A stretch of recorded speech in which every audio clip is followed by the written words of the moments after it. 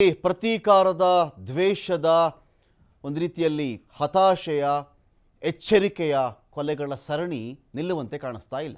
ನಿಮ್ಮ ಕಡೆ ಒಂದು ತಲೆ ಬಿದ್ದರೆ ನಮ್ಮ ಕಡೆ ಒಂದು ತಲೆ, ನಮ್ಮ ಕಡೆ ಒಂದು ತಲೆ ಬಿದ್ದರೆ ನಿಮ್ಮ ಕಡೆ ಒಂದು ತಲೆ, ನಮ್ಮ ಕಡೆ ತಲೆ ತೆಗೆದಿದ್ದೀರಾ ನಿಮ್ಮ ಕಡೆ ಒಂದು ತಲೆ ತೆಗಿತೀವಿ ನೋಡಿ ಅಂಥೇಳಿ ಧರ್ಮ ದ್ವೇಷದಿಂದ ಉಂಟಾಗಿರತಕ್ಕಂಥ ಈ ಒಂದು ಹತ್ಯೆಗಳ ಸರಣಿ ನಿಲ್ಲುವ ಲಕ್ಷಣ ಕಾಣಿಸ್ತಾ ಇಲ್ಲ. ಕೆಲ ಮಟ್ಟಿಗೆ ಒಂದು ಬ್ರೇಕ್ ಬಿದ್ದಿತ್ತು, ಇದಕ್ಕೆ ಒಂದು ಹಂತಕ್ಕೆ ಒಂದು ಬ್ರೇಕ್ ಅಂತೂ ಬಿದ್ದಿತ್ತು.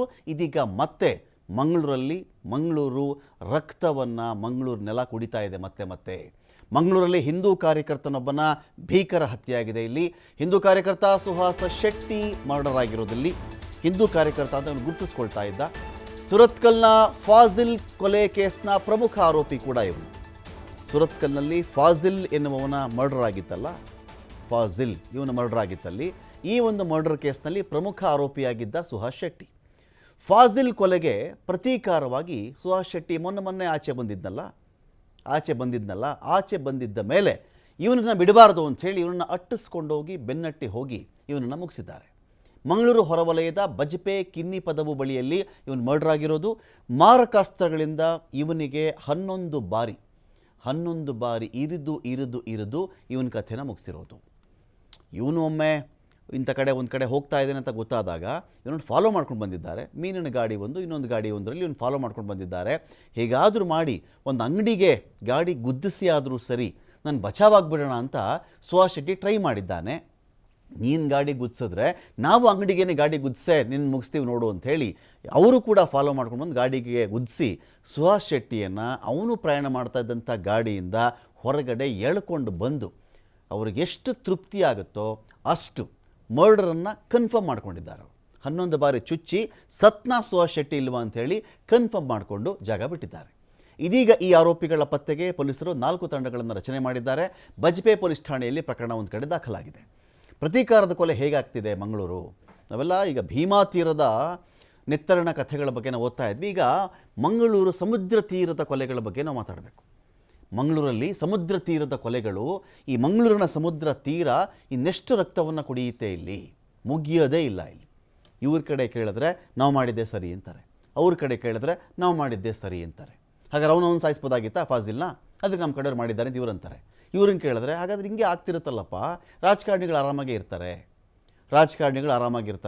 ನಿಮ್ಗೆ ಈ ಥರದ್ದು ಪ್ರಚೋದನೆ ಕೊಟ್ಟರು ಆರಾಮಾಗೇ ಇರ್ತಾರೆ. ಯಾವ್ದಾದ್ರು MLA ಮಗ, ಯಾವ್ದಾದ್ರು MP ಮಗ, MLA ಮಗ, MP ಮಗ ಈ ಥರ ಬಂದು ಬೀದಿ ಹಣ ಹಾಕ್ತಿದ್ದಾರೆ ಅಲ್ಲಿ.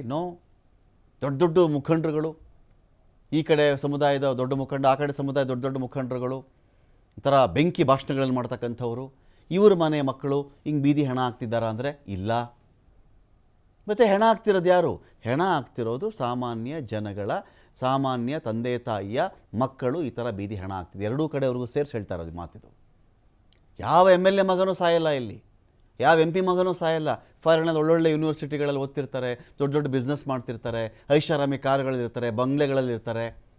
ಆಲ್ ಆಫ್ ಅ ಸಡನ್ ಈ MLA ಇದನ್ನು ಟಿಕೆಟ್ ಕೊಡಲ್ಲ ಅಂದರೆ ನನ್ನ ಮಗನ ಟಿಕೆಟ್ ಕೊಡಿ ಅಂದ ತಕ್ಷಣ ಪ್ರತ್ಯಕ್ಷ ಆಗಿಬಿಡ್ತಾರೆ. ಅವರು ಟಿಕೆಟ್ ತಗೋತಾರೆ ಮತ್ತು ವಿಧಾನಸೌಧಕ್ಕೆ ನೇರ ಎಂಟ್ರಿ. ಇಲ್ಲಿ ನೋಡಿದ್ರೆ ಇದು ಸಾಮಾನ್ಯ ಜನಗಳು ಹೆಣ ಆಗೋದು ಹೇಗೆ ಅಂದರೆ ನೋಡಿ ಹೀಗೆ. ಯಾರು ಎಲ್ಲ ಕಡೆಗೂ ಸೇರಿಸೇ ಮಾತಾಡ್ತಿರೋದು ನಾನು. ಕೊಲೆಗಳಿಂದ ನೀವೇನೂ ಸಾಧನೆ ಮಾಡೋಕ್ಕಾಗಲ್ಲ. ಇವ್ರು ಸಾಯಿಸಿರೋರು ಆಗಲಿ ಸಿಗಲ್ವಾ? ಇವ್ರು ಸಿಗಲ್ವೇನ್ರಿ? ಹಬ್ಬ ಬಂದು 4 ದಿನ ತಪ್ಪಿಸ್ಕೋತಾರಾ? ಒಂದು ತಿಂಗಳು ತಪ್ಪಿಸ್ಕೊಳ್ತಾರಾ? ತಪ್ಪಿಸ್ಕೊಂಡೇ ಇದ್ದು ಬಿಡ್ತಾರಾ ಇವರು? ಸಿಗಲೇಬೇಕಲ್ಲ, ಇರ್ತಾರೆ ಜೈಲಲ್ಲಿ. 2022 ಜುಲೈ 28ನೇ ತಾರೀಕು ಸುರತ್ಕಲ್ನಲ್ಲಿ ಫಾಜಿಲ್ನ ಹತ್ಯೆ ಆಗಿತ್ತು. 2022 ಸುಮಾರು ಇದು 2.5 ವರ್ಷಗಳ ಜಿದ್ದು. 2.5 ವರ್ಷಗಳ ಜಿದ್ದಾಗುತ್ತಿದ್ದು. ಆ ಜಿದ್ದಿಟ್ಕೊಂಡು ಫಾಜಿಲ್ನ ಹತ್ಯೆ ಮಾಡಿದ್ರಲ್ಲ, ಫಾಜಿಲ್ನ ಹತ್ಯೆಗೆ ಪ್ರತೀಕಾರಕ್ಕೊಂದು ತಲೆ ತೆಗಿತೀವಿ ನಾವು ಅಂಥೇಳಿ ಶಪಥ ಮಾಡಿದವರಂತೆ ಇವನನ್ನು ಅಟ್ಟಿಸ್ಕೊಂಡು ಬಂದಿದ್ದಾರೆ. ಪ್ರವೀಣ್ ನೆಟ್ಟಾರು ಹತ್ಯೆಗೆ ಪ್ರತೀಕಾರವಾಗಿ ಫಾಜಿಲ್ನ ಕೊಂದಿದ್ರು. ನೋಡಿ ಅಲ್ಲಿ ಪ್ರವೀಣ್ ನೆಟ್ಟಾರು ಅವನು ಒಂದು ಕೋಳಿ ಫಾರ್ಮೋ, ಒಂದು ಕೋಳಿ ಅಂಗಡಿನೋ ಇಟ್ಕೊಂಡು ಅವನೊಂದು ಕಡೆ ಜೀವನ ಮಾಡ್ತಿದ್ದ. ಯಾರು? ಪ್ರವೀಣ್ ನೆಟ್ಟಾರು. ಅವನನ್ನು ಮುಗಿಸಾಕಿದ್ರು. ಅದಕ್ಕೆ ಪ್ರತೀಕಾರವಾಗಿ ಪ್ರವೀಣ್ ನೆಟ್ಟಾರು ಮುಗಿಸಿದ್ರೆ ನಾವು ಫಾಜಿಲ್ ಮುಗಿಸ್ತೀವಿ. ಫಾಜಿಲ್ ಸ್ಕೆಚ್ ಹಾಕಿದ್ರು, ಫಾಜಿಲ್ ಮುಗಿಸಿದ್ರು.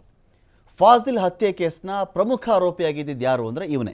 ಸತ್ತೋಗಿದ್ದಾನಲ್ಲ ಇವನು ಸುಹಾಸ್ ಶೆಟ್ಟಿ, ಇವನೇ ಪ್ರಮುಖ ಆರೋಪಿಯಾಗಿದ್ದ ಫಾಜಿಲ್ ಮರ್ಡರ್ ಕೇಸಲ್ಲಿ.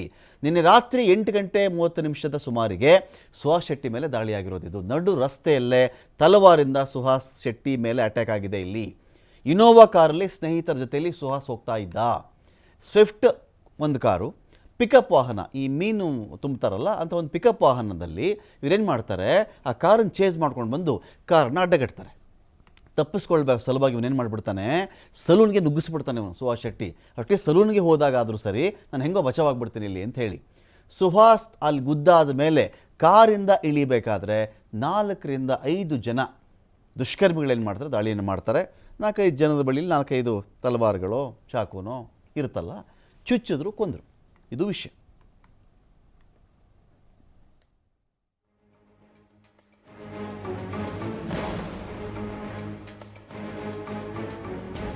ಆದರೆ ನೋಡಿ, ಇಂಥ ವಿಚಾರಗಳು ಇವರಿಬ್ಬರನ್ನು ನೋಡಿ ಒಂದೊಳ್ಳೆ ಏಜಿನ ಹುಡುಗರು, ಮನೆಗೆ ಆಧಾರ ಸ್ತಂಭವಾಗಬೇಕಾಗಿರ್ತಕ್ಕಂಥ ಏಜ್ ಇವೆಲ್ಲ. ತಂದೆ ತಾಯಿಗೆ ವಯಸ್ಸಾಗ್ತಿರೋದು, ಫಾಜಿಲ್ ಆದರೂ ಅಷ್ಟೇ, ಸುಹಾಸ್ ಆದರೂ ಅಷ್ಟೇ. ತಂದೆ ತಾಯಿಗೆ ವಯಸ್ಸಾಗ್ತಿರುತ್ತೆ, ಶಕ್ತಿ ಕಡಿಮೆ ಆಗ್ತಿರುತ್ತೆ ಅವರುಗಳಿಗೆ. ಸುಹಾಸ್ ಶೆಟ್ಟಿ ತಂದೆ ಆದರೂ ಅಷ್ಟೇ, ಫಾಜಿಲ್ ತಂದೆ ತಾಯಿ ಆದರೂ ಅಷ್ಟೇ, ಶಕ್ತಿ ಕಡಿಮೆ ಆಗ್ತಿರುತ್ತೆ ಅವ್ರಿಗೆ. ಇವ್ರನ್ನ ಆಧಾರವಾಗಿ ನಂಬ್ಕೊಂಡಿರ್ತಾರೆ.